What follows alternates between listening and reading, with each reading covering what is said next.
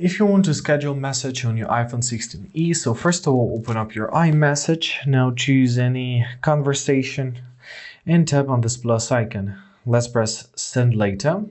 So first we should schedule the message. For example, let it arrive on Saturday 9th on 9 a.m. Great. And let's say hello, for example, just hello. Now as we send it, it shows with this punct here, and it means that it will be sent later.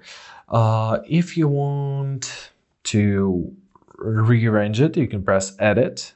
You can either send message right now or edit your time or delete it completely. And now we can set it up on Friday, for example. And that's how it basically works. If you want to delete it, choose delete, and this message would be deleted. And I hope this video was helpful. Thank you so much for watching. Have a great day, and please consider subscribing to our channel.